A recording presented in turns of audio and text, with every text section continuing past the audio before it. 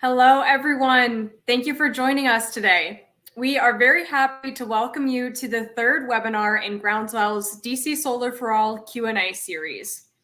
This is a monthly series where we answer questions about the DC Solar for All program and other energy-related programs in the district. DC Solar for All is the clean energy bill savings program that allows low and moderate income households in the district to subscribe to clean solar energy. Today, we are very excited to have a panel of experts on the topic of energy equity and energy programs. I also want to give a big thank you and welcome to everyone who's joining us in the audience today. This webinar is also a chance where you can ask your questions to our two panelists here today.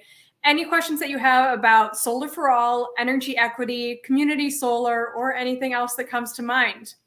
If you have questions during any time of this webinar, you can go ahead and drop them in the comments and we will answer them once we get to the Q&A portion of today's webinar. So it is my pleasure to welcome our panelists today. First, we have Daniel White from the DC Department of Energy and Environment, and he is an energy program specialist. Daniel works on energy policy and programs within the district government to help increase access to reliable and affordable clean energy. And then on the Groundswell side, we have Rashad Williams with us today, and he is the Director of Subscriber Services. Along with directing Groundswell's community solar programs, Rashad also manages the design and execution of Groundswell's subscription management services for the DC Solar for All program. So welcome again to our two panelists, and I will let you both give a bit of an introduction. Daniel, I will ask you first. Can you tell us a bit about how you got interested in or involved with working in the energy equity space? Yes, thank you, Emily, and welcome again to all of our guests and Rashad as a panelist. So it was about 2008 when I was introduced to energy as an HR advisor with what was then the DC Energy Office, which later became the Department of Energy and Environment and the Energy Administration. As I was advising on their recruitment, training, and development of professionals in the energy field, it kind of piqued my interest. I then saw that there was a scholarship being offered by the National Science Foundation to pursue a graduate level renewable energy certification program in wind and solar.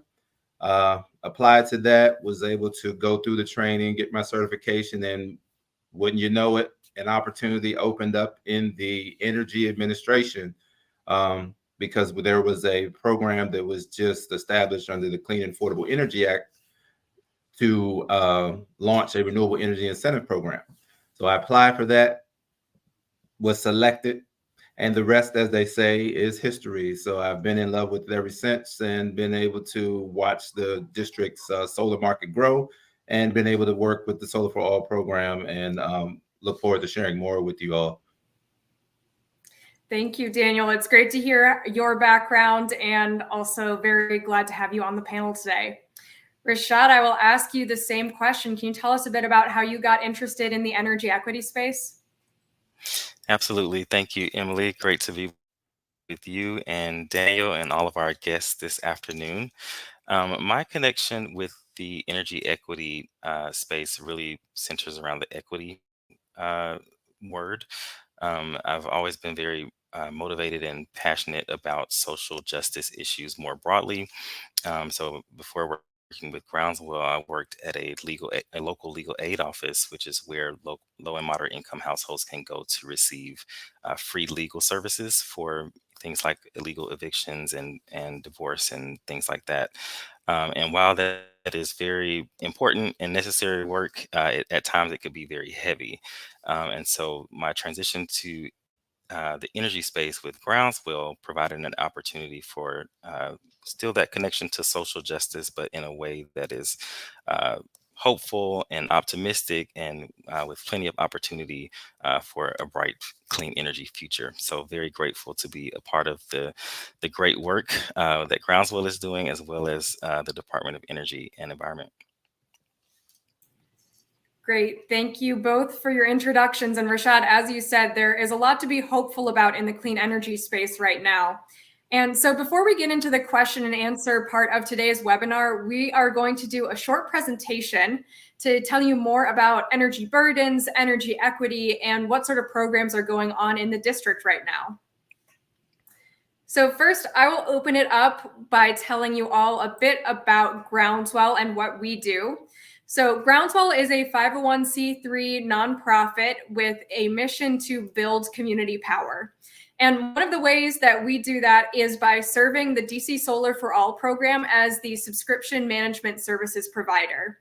And with that, we provide a full-time customer support center. So we have customer support representatives that you can call in and ask your questions or send an email, and we'll answer any questions that you have about signing up for the Solar for All program or your subscription credits.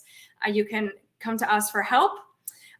We love reaching out to our subscribers by email, mail, and text messages with additional savings opportunities and educational resources about clean energy and energy bill savings within the district.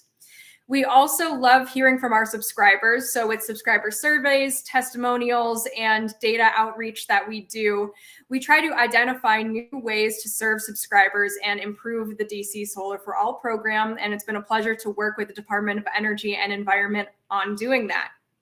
And with that, a bit about Groundswell there, I will pass it on to Rashad Williams to tell us a bit more about energy burdens and energy equity. Thank you, Emily. So yes, first I'd like to introduce you all to this concept of energy burdens. So in the top left, you can see that energy burdens are equal to the total amount a household spends on their electricity bills in a year, divided by their income over that same period.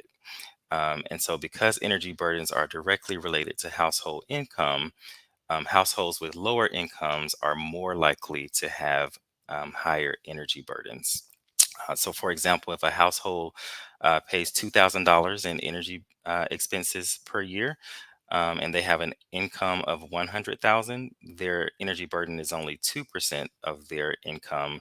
But if a household has that same $2,000 bill and their annual income is $20,000, for example, their energy burden is going to be 10%. So income definitely has a great impact on how much energy burdens households face. And we can also see the distribution of energy burdens right here in the map as well. The darker red areas are showing the regions with the highest energy burdens, which we can see are concentrated on the East Coast, including DC. And you'll see right here on the screen that DOEE funded a report that found that about 65% of low-income households in the district face energy burdens somewhere between high and severely high, with some of them exceeding 15%.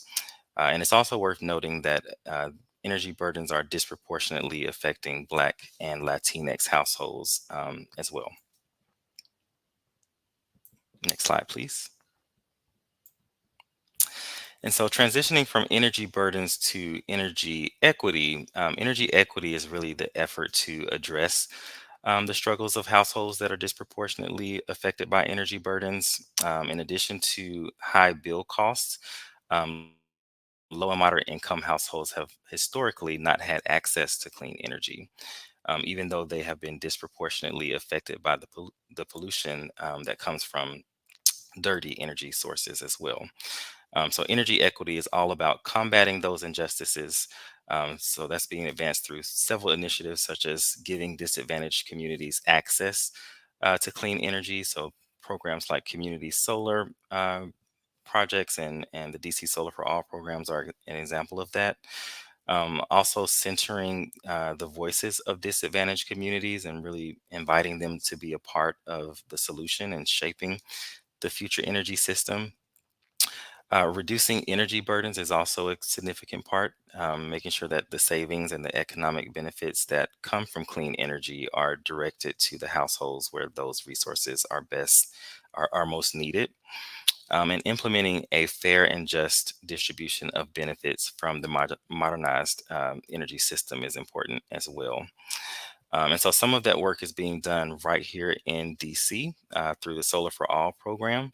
And so I'll turn it over to Daniel White from the DC Department of Energy and Environment to share more on how DO.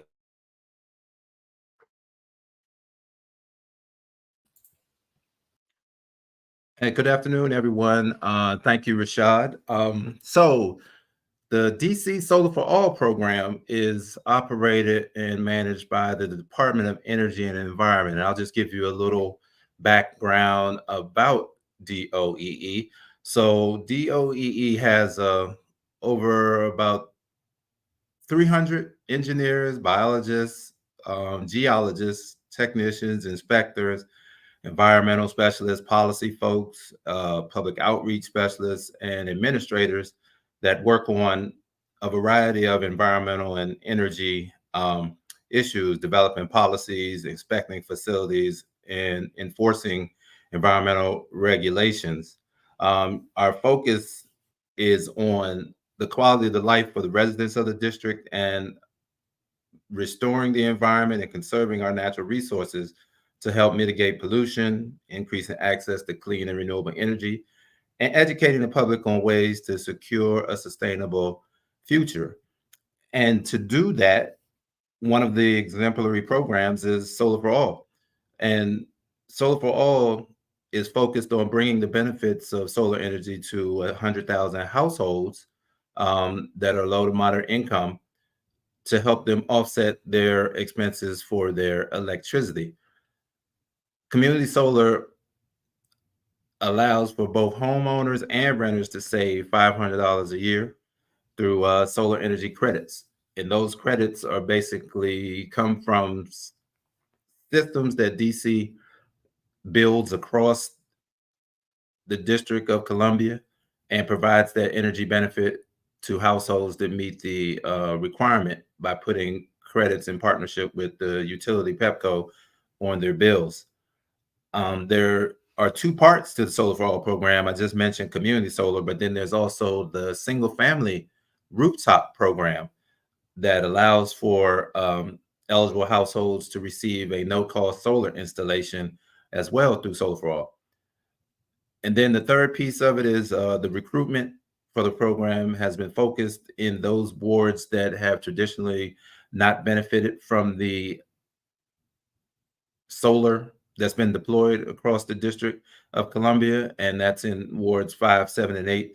So Solar for All looks to provide the equity and balance to help reduce the energy burden, that those households experience in the district. Next slide.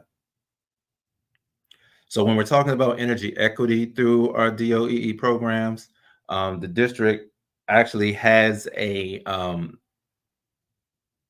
aims to serve communities through a framework that prioritizes equity, environmental sustainability, public health, and economic opportunity for district communities.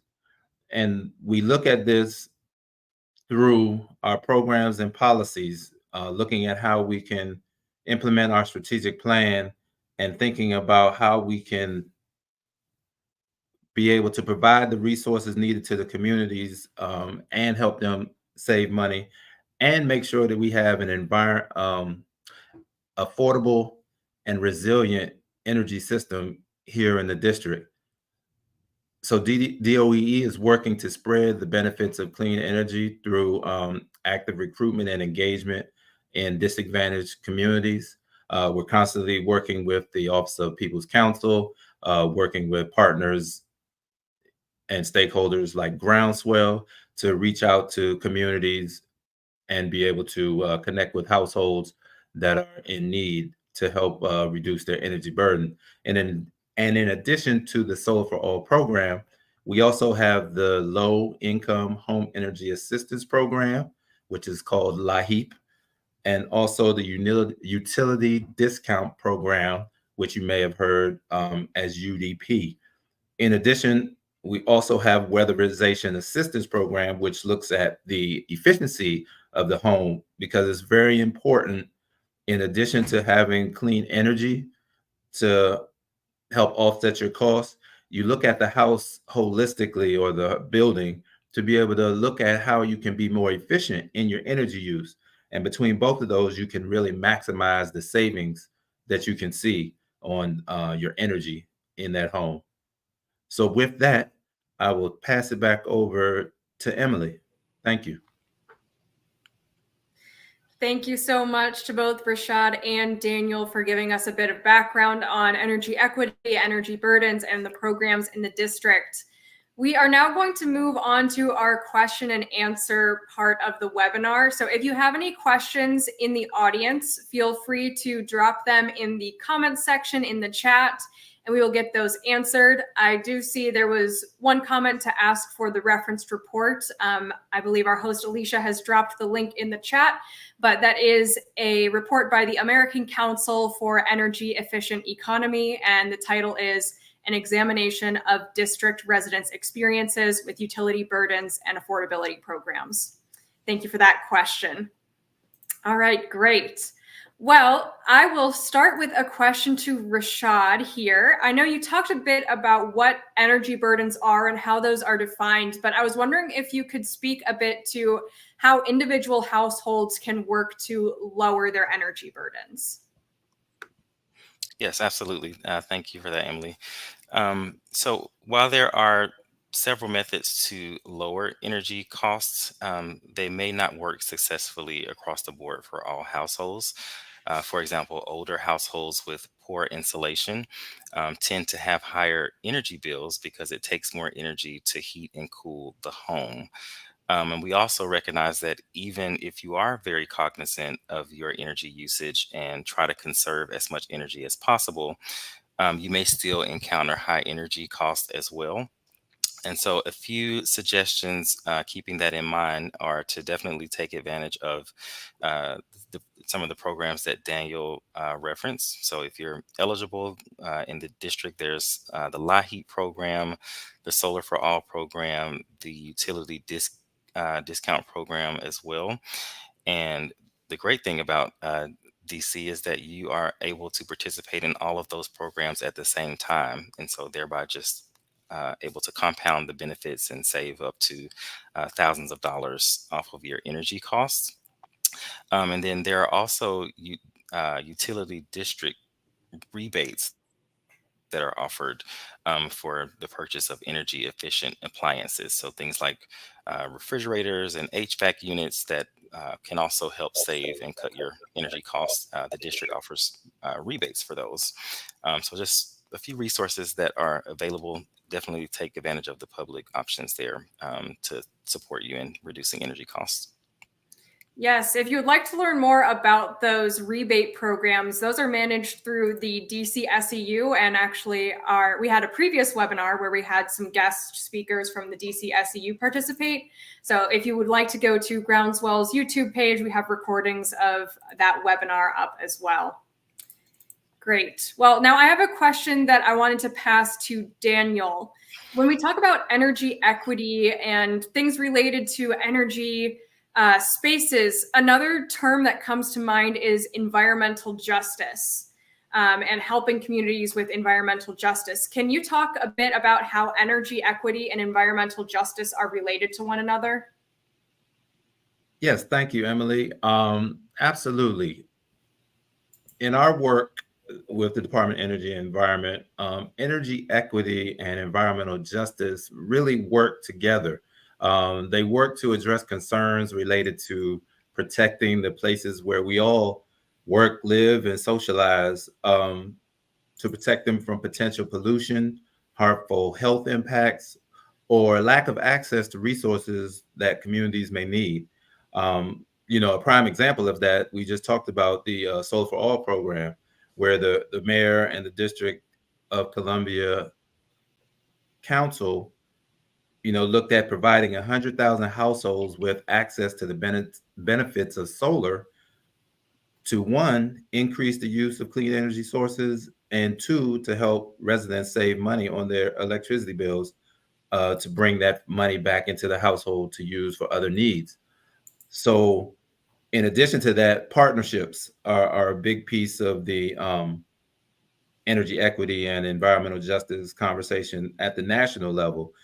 And through the partnership with the National Community Solar Partnership and U.S. Department of Energy, DC is able to work with a coalition of community stakeholders for solar, specifically community solar, to expand the access to affordable community solar to everyone. So just like the Solar for All program allows the no upfront cost to expand access for residents and households to participate, the National Community Solar Partnership is looking to do that more broadly on a national level. So by partnering with these national partners as well as our local partners, we're able to bring those resources to the district to help us, expand the programs and provide meaningful benefits such as reduced energy burden, which we talked about was reducing the amount of money that household spends on their electricity bills. Then also thinking about increased resilience in the event of energy system failures. Communities or households can have a way to meet their critical energy needs. And I think the last piece that's been talked about more recently is community ownership, and that simply is looking at how we develop benefit models that help to share the benefits of solar, either in a direct or indirect benefit to the community and households that are in need the most. And also, this is another piece that's talked about quite a bit, the workforce development piece, helping to create a skilled workforce to meet the requirements that are coming from the increase in use of clean energy, and looking at how we're battling the climate issues. So, looking at workforce training, such as including online and in-person training and education programs, thinking about work-based learning opportunities such as internships and apprenticeships. Also, thinking about how the universities and college competitions can help in that regard. So, and also mentorship and job readiness. So I think bringing all of these aspects together and having that collaborative effort, I think that's how energy justice and environmental justice kind of work together in the district to benefit our residents. Thank you, Daniel. It sounds like the district is doing a lot to help its residents, both with energy bills and moving towards clean energy. We've had a few questions come in on the chat, so I wanted to open this one up to both of you. This is from Stephanie Anderson. They're asking, how do I switch from LIHEAP to solar panels? Maybe even speak to how they might be able to do both. Pass it to Rashad. Yeah, it's a great question, Stephanie. Just as Emily was saying there, the great thing about DC is you can take advantage of both options. So if you are already a LIHEAP recipient, you would just need to either log on directly to the Department of Energy and Environment's website, or you can reach out to Groundswell's customer support team, and we'll be happy to help you through the enrollment process. And so I think the website is going across the bottom there. You can go right online and do your application there in just a matter of minutes, and you could be receiving both programs. So hopefully you can compound those benefits. Yes, and the great thing about DC Solar for All is that any Solar for All benefits you receive do not affect the amount of LIHEAP benefits you are eligible for. So signing up for both is definitely a great option. Awesome. Daniel, did you have anything else to share on that? Sure. I think we also have our workforce development arm, SolarWorks DC, that does a lot of workforce development as well as solar deployment. And they are in partnership with Department of Energy and Environment, as well as the DC Sustainable Energy Utility. So for those single family homeowners that are income eligible, you can also contact those organizations who partner with us to be able to get an assessment on your home to determine, if your rooftop is viable for solar. And as Rashad had already mentioned, community solar is always an option, for those that may be renters or may have shaded rooftops or, may need roof maintenance that, they cannot, afford to, invest at this time, but we can still get the benefits of solar, to your home to help offset some of that energy burden. Back to you, Emily. Awesome. And I will play off of that. Could you actually describe in a bit more detail how the Solar for All credits get from an array that's installed somewhere in the district onto a household's energy bill? How does all of that work? Yeah, absolutely. The amazing thing, as I mentioned, working with the mayor's office as well as the council, there was legislation passed that allowed for what they call community net energy metering. So basically, that's just a billing model that allows solar to be installed anywhere in the District of Columbia on the utility service territory, but you can then share the credits of that solar that's generated to offset electricity bills for households that are eligible. So it's great.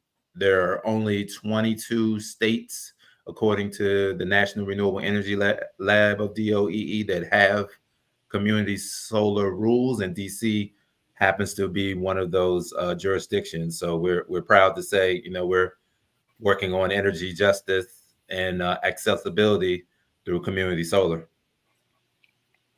Awesome. Rashad, any thoughts on that or solar credits in general? No, I think that was a great summary by Daniel, but Groundswell also has a PDF that you can access on our website, and it's also on PEPCO's website that will show you, once you are enrolled in Solar for All, exactly where you can find your bill credit. Because if you're anything like me, you may not spend a lot of time actually looking at your utility bill, which makes it kind of confusing to find the credit itself. But we do have that available right on our website, so you can find that information and keep track of how many credits you're receiving each month. Yes, and with solar energy, more credits are earned when the sun is shining for longer. So if you're thinking about signing up for Solar for All, surely get in your application as soon as possible, because these summer credit months are some of the best. Of course, all of the DC Solar for All subscribers receive up to $500 a year in energy bill savings. So yes, do sign up or contact Groundswell Customer Support for assistance. And that about wraps up our time here. Thank you so much again to Daniel and Rashad for joining us today. And thank you to all of our audience members for joining, watching, and asking questions. So this will be our last English webinar of the DC Solar for All FAQ series, but we do actually have a Spanish webinar coming up. So if you're interested in talking with a few of our Groundswell team members and a member of the DOEE team for a Spanish language webinar, that will be coming up in just a couple of weeks, and we'll be sure to send out an invitation and details on that if you're interested in participating. And as always, with any questions about your individual subscription, you can feel free to reach out to Groundswell Customer Support. It has been such a pleasure being your host for this FAQ webinar series, and I thank you all for being here. This is Emily, serving with joy and signing off. Thanks again.